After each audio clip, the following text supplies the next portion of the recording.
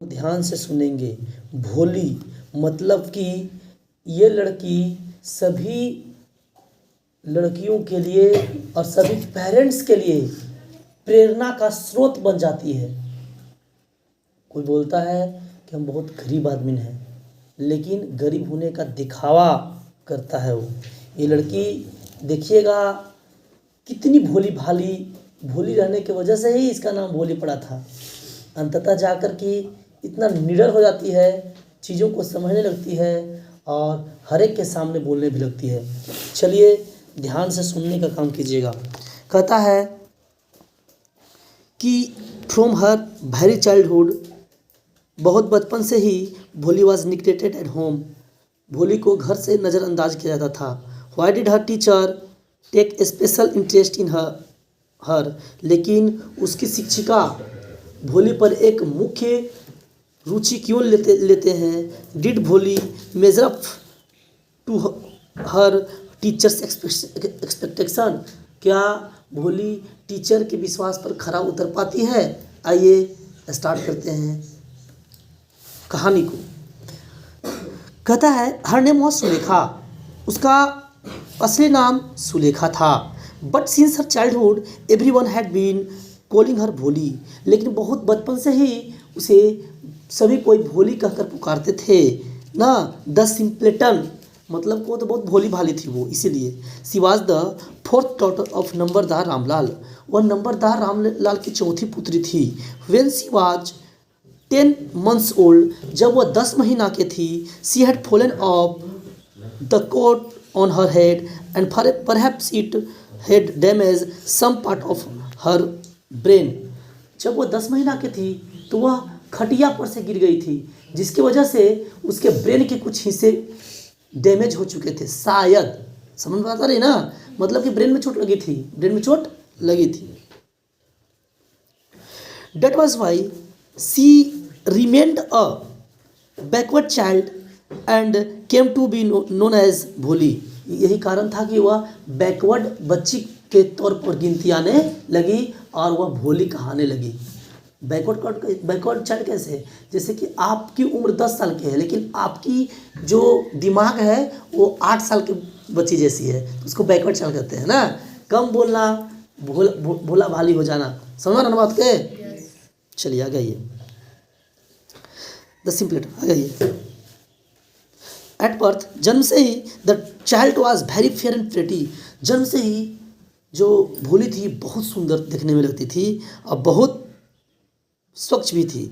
But when, लेकिन जब she was 2 years old, लेकिन जब वह 2 साल की हुई, she had an attack of small pox, तो उसे ना छोटी माता जी बोलते हैं ना हम लोग, चेचक ना, छोटी माता जी चेचक से ग्रसित हो गई। लड़की कौन, भोली, मतलब पकड़ लिए थे उसको ना, बात समझ ना।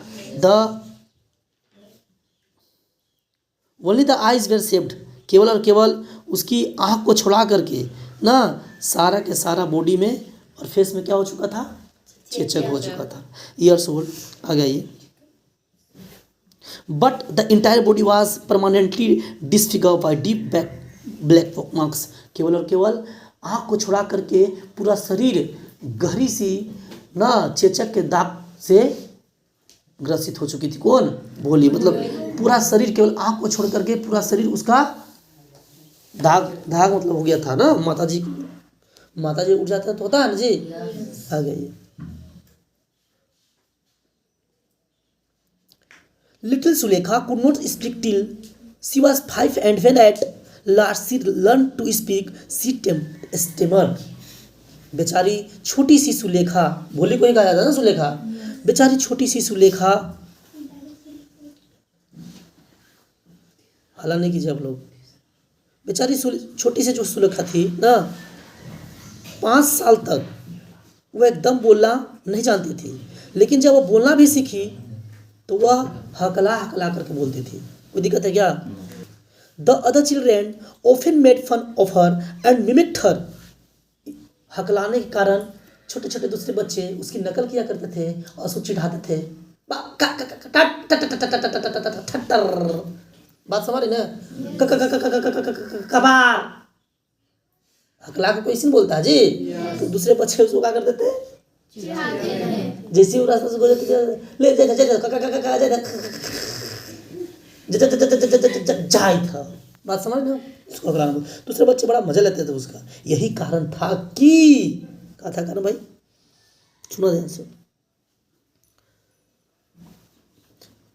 As a result she talk very little, यही कारण था कि वो हकलाती थी, और जब हकलाती तो दूसरे बच्चे चिढ़ा देते उसको। यही कारण थे कि वो बहुत कम बोलने लगी, किसी से कम बात करती थी, क्योंकि जान ही रही थी कि हम हकलाए लगता है, दूसरा कोई हमें चिढ़ा भी लगता है, इसलिए यही कारण था कि वो बोलने भी कम कर दी थी। कोई दिक्कत है क्या? कोई दिक्कत है जी? रामलाल हैड 7 चिल्ड्रेन, रामलाल के 7 बच्चे थे ना, 3 सन्स एंड 4 डॉटर, 3 बेटे और 4 बेटियां, 3 बेटे और 4 and the youngest of them was भोली, और सबसे छोटी कौन थी? भोली ना। It was a prosperous farmers household and there was plenty to eat and drink, मतलब वो तो जमींदार थे। कौन? भोली के बाप नंबरदार रामलाल।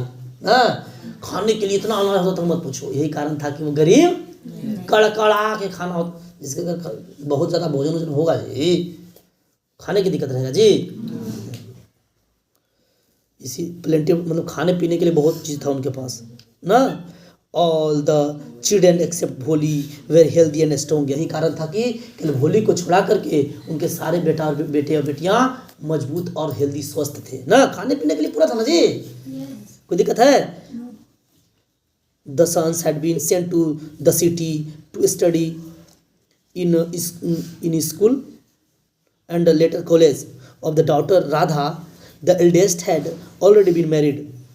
जो तीनों बेटे थे, तीनों बेटे को मतलब जगह बहुत ज़्यादा किसानी खेती हो रहा है, खाने से ज़्यादा तो उसका मतलब कमी रहेगा जी, कुछ चीज़ के पैसे से कमी रहेगा। यही कारण था कि पैसा हो चुकी थी ना, पैसा भी था, खाने पीने के लिए बहुत कुछ था ना। तो केवल भोली को छुड़ा कर उनको 4 बेटियां और नहीं 3 बेटियां और 3 बेटे, केवल भोली को छुड़ा कर 3 छुआ बहुत मजबूत और स्वस्थ थे। और 3 बेटे को शहर में पढ़ने के लिए नंबरदार रामलाल भेज दिए थे, स्कूल में शहर में पढ़ने के लिए ना, और स्कूल के बाद कॉलेज में शहर में पढ़ने के लिए। कोई दिक्कत है ना? जो सबसे बड़ी बेटी थी जिनका नाम क्या था? राधा, उसकी ऑलरेडी शादी हो चुकी थी। कोई दिक्कत है?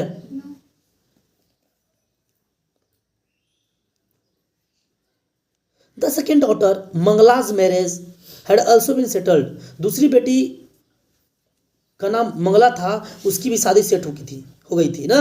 And when that was done Ramlal would think of third ना, लेकिन जब Ramlal and when that was done Ramlal would think of third, लेकिन जब वह शादी सेट हो गया, जब किसकी शादी करेंगे? मंगला की शादी करेंगे, तो तीसरी बेटी के बारे में भी सोचना था उनको। किनको? चंपा। तीसरी बेटी का नाम था चंपा। पहला का राधा, दूसरा का नाम मंगला। तो राधा की ऑलरेडी शादी हो चुकी थी, मंगला की शादी भी सेट हो चुकी थी। मंगला के बाद किसकी शादी के लिए सोच रहे थे? चंपा। आ गई है। There are good looking healthy girls and it was not difficult to find bridegroom of them ना। वो तीनों की तीनों लड़कियां बहुत सुंदर, बहुत खूबसूरत और बहुत स्वस्थ थे। यही कारण से उनके दूल्हा खोजने में कोई दिक्कत नंबरदार रामलाल को नहीं हुआ। कोई दिक्कत है जी?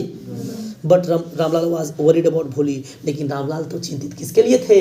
भोली के लिए। She had neither good looks nor intelligence, क्योंकि भोली की न तो वो देखने में अच्छी थी और न ही वह तेज तरार भी थी। Bholi was 7 years old when Mangla was married.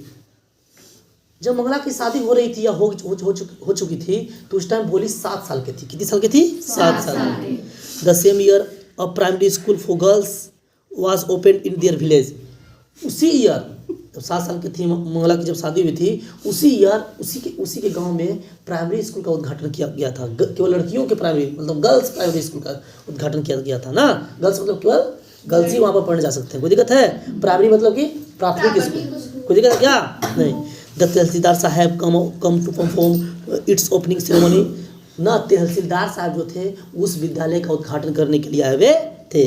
He said to Ramlal as a revenue official, you are the representative of the government in the village, and so you must set an example to the villagers. You must send your daughters to school. ना जब तहसीलदार साहब आए थे ना, तो नंबरदार रामलाल को समझाया था कि आप सरकारी कर्मचारी हो ना, सरकारी कर्मचारी होने के नाते आप ऐसा करो कि गांव का होने का भी फर्ज निभाओ। इस विद्यालय खुलता है तो सबसे पहले तुम भोली को, अपनी बेटिया को पढ़ने के लिए इस विद्यालय में भेजो। ऐसे इसलिए सजेशन देते हैं कि लड़कियों को पढ़ने के लिए बाहर कभी भी भेजा नहीं जाता था, चार दीवार के अंदर ही रखा जाता था। अब नहीं, यहाँ जीन्स पैंट तो घघरा से लेके आलू तक पहनता था।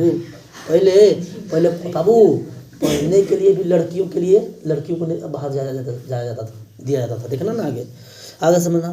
डेट नाइट आ गई तो तहसीलदार साहब किसको सजेशन देते हैं? नंबरदार रामलाल को ना, कि तुम एक सरकारी कर्मचारी भी हो, तो ऐसा करो कि तुम एक फर्ज निभाओ, और तुम्हारी बेटियां ऐसी भी है, तुम अपनी बेटियों को सबसे पहले पढ़ने के लिए भेजो।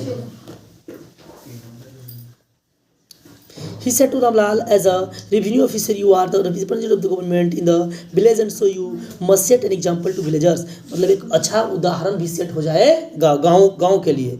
देखिए तो सरकारी कर्मचारी तभी नहीं भेज रहा है, जब ये भेज रहा है तो हम लोग कहाँ भेज सकते हैं? ऐसा एग्जाम्पल होता है जी? अरे बोलो ना यार। जैसे कोरोना की वैक्सीन पड़ल था तो सबसे पहले सरकारी कर्मचारी लिया था कि नहीं लिया था, ताकि सब जनता का एहसास हो, तब ने सब जनता लिया था जी। आ गई, you must send your daughters to school. तुम्हें अपने लड़की को, अपने पुत्री को इस विद्यालय में पढ़ने भेजना ही चाहिए। कौन बोलते हैं? तहसीलदार साहब, जो स्कूल के उद्घाटन करने के लिए आए हुए थे। That night when Ramlal consulted his wife. तो देखो कोई भी मर्द है ना जी, मतलब हस्बैंड, तो जब वो कोई भी देखो हस्बैंड है ना, अपने वाइफ से क्या करता है? कोई भी बात को सजेशन लेता है। तो जब नंबरदार रामलाल घरे जाते हैं रतिया में, तो अपन वाइफ से, आए जी ऐसे ऐसे तो तहसीलदार साहब आए कही तब थी समारा ना, तो कह दल तो भेजिया मतलब आगे देखा है।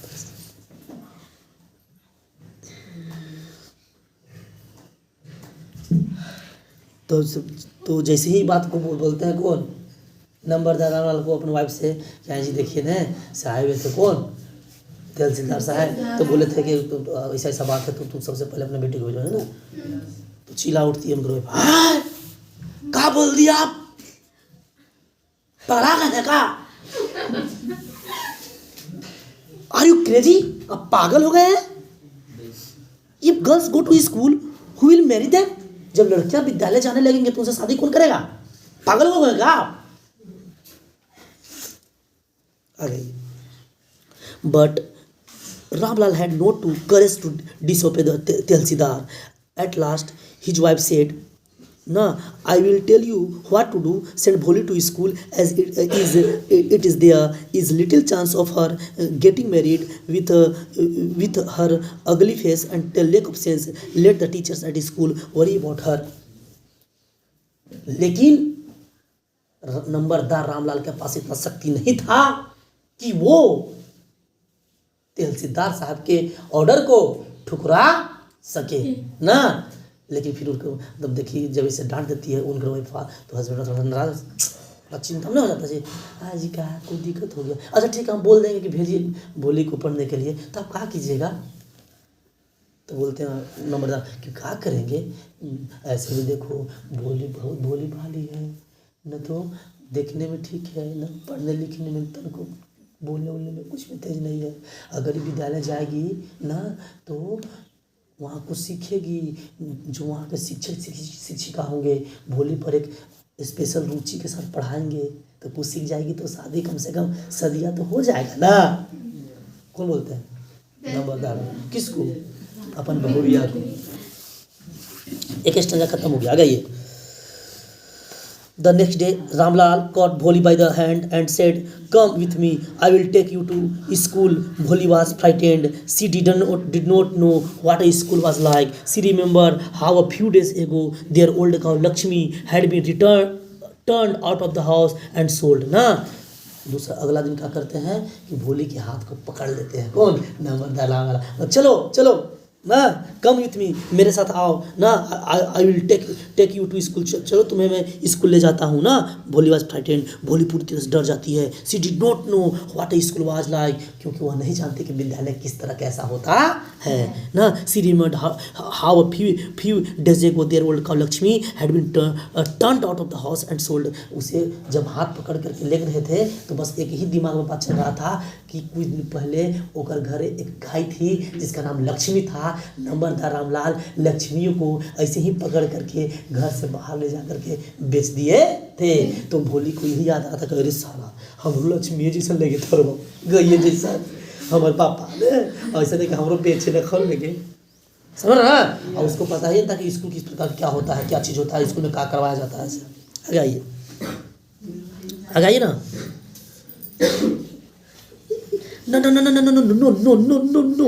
She shouted in terror and pulled her hand away from her father's grave. ना तू हकलाते थी कि नहीं, no, no, no, नहीं जीबो, no, no, no, no, no, no, नहीं जीबो, नहीं जीबो, नहीं जीबो, नहीं जीबो, नहीं जाएंगे, नहीं जाएंगे, नहीं जाएंगे, नहीं जाएंगे, नहीं जाएंगे। वह बेचारी पूरी तरह से डर चुकी थी और हकला के बोलना चाहिए कि हम नहीं जाएंगे, नहीं जाएंगे, नहीं जाएंगे, नहीं तू नहीं, नहीं तू नहीं। और वह अपने पापा के जो मुट्ठी का ग्रिप होता है ना, उसे अपने हाथ में छुड़ाना चाह रही थी। आ गई। What's the matter with you? You fool, shouted Ramlal. I am only taking you to school. Then he told his wife. Then he told his wife, let her wear some decent clothes today, or else what will the teachers and the other school girls think of us when they see her ना। उसके बाद तो कितनी पागल उगल हो क्या तुम, अरे तुम्हें तो मैं केवल विद्यालय ले रहा हूँ ना, तो तुम क्यों ऐसे कर रही हो। बोलते हैं नंबरदार रामलाल। उसके बाद नंबरदार रामलाल अपने वाइफ को बोलते हैं, चलो इसके लिए कपड़ा लाओ, साफ सुथरा कपड़ा लाओ, बढ़िया बढ़िया एकदम, नहीं तो फिर वहाँ के टीचर क्या कहेंगे और वहाँ के जो लड़कियाँ अगर दूसरा लड़कियाँ क्या कहेंगे, ये भगवान कैसे पहन के आए ना। चलिए आ गई। New clothes had never been made for Bholi. नया पोशाक होता है वो भोली के लिए ज़िंदगी में नहीं कभी बना था। The old dress for her sister were passed to her ना, ऑन टू हर ना। भोली अपने बहन की छोड़ी हुई जो कपड़ा होता था, पहनी हुई कपड़ा होता था, उसे वही ट्रांसफ़र होकर के वही पहनते थे, बस ना। जैसे उसको छोटा जाता था तो फिर वो पहनना लेते थे। जीवन में कभी भी उसके लिए नया ड्रेस नहीं लिया गया था। लेटर क्या वहाँ है, हाँ। The old dress of her sisters were passed on her. No one cared to mend or wash her clothes. यहाँ तक कि उसके कपड़ा भी कोई साफ नहीं करता था, उस पर कोई ध्यान नहीं देता था। But today she was lucky to receive a clean dress which had shrunk after many washing and no longer fitted Champa. She was even bathed and oil was rubbed into her dry and matted hair. Only then did she begin to believe that she was being taken to a place better than her home. ना कभी भी उसको नया dress पहनने के लिए नहीं मिला था ना। एक कपड़ा जो साफ किया हुआ था, जो कि चंपा पहनती थी तो उसका छोट हो चुका था ना, तो फिर भी उसको जब इसको विद्यालय ले जाना था तो साफ कपड़ा था, इसीलिए लकी सौभाग्यशाली थी कि उस दिन उसे साफ कपड़ा पहनाया जाता है, वो भी चंपा की छोड़ा हुआ। समझ ना, अरे बोलो समझ जी। उसके बाद नहाया जाता है और तेल उसके पूरा बॉडी में रगड़ा जाता है, तब वह समझ जाती है कि हमें कुछ बढ़िया स्थान पर ले जा रहा है। मतलब ऐसे स्थान पर हमें ले जा रहा है जो स्थान घर से कम बढ़िया होगा। किसको एहसास हो जाता है? भोली। कोई दिक्कत है? बोलो ना यार।